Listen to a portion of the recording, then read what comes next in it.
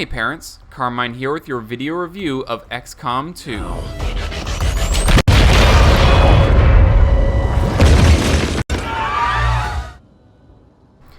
XCOM 2 has a pretty cool premise. The XCOM games are notoriously difficult. They're designed to be a challenge no matter what difficulty level you play on. But playing on normal or above, there's a pretty good chance that the player will lose the war, and as a result, the developers went with that very premise for the story of XCOM 2. In the previous games, aliens invaded Earth. You were in charge of the task force assigned to protect the planet, but outnumbered and technologically outclassed, you failed.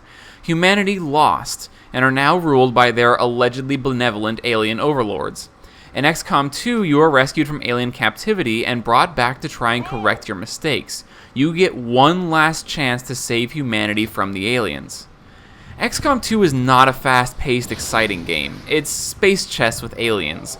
It's a race against time, a race that involves getting newer, more powerful technology as quickly as possible and trying to bring the fight to the enemy. If you take too long, the aliens win. Every move you make is a gamble, a literal roll of the dice. Losing a roll is painful. Losing a few can be devastating. This is not a game that the player is guaranteed to win. I play on easy and reload saves like my life depends on it, and even then there were times when I was extremely close to losing everything.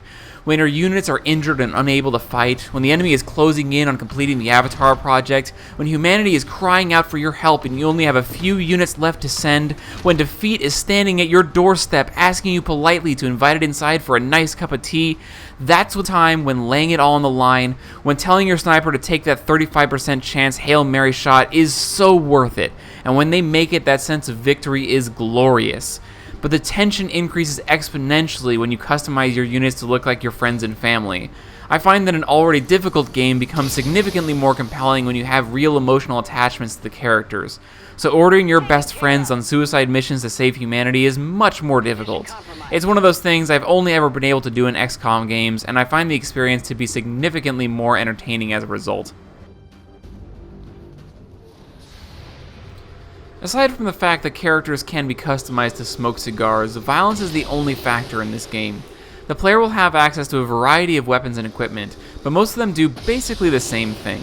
Hits by most weapons against most enemies will result in a noticeable amount of blood, but I didn't notice any gore. There will be some enemy deaths that led to more blood than others, and while the death animations are very satisfying, they're not nearly as common as they would be if the game was a shooter.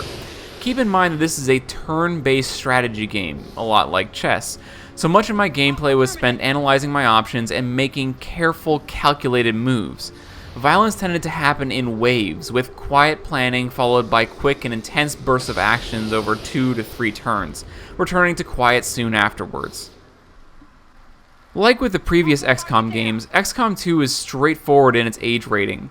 As a result of the violence but the lack of other significant mature content, we gave this game a recommended age of 10 years old. Now, that being said, this game is a very difficult game. So, for the younger kids out there, they might find this a bit frustrating. I would recommend trying out XCOM Enemy Unknown before trying this game, since ultimately I found that one to be slightly easier. Overwatch is almost finished, and after that it'll be Tales from the Borderlands, so keep an eye out for those coming soon.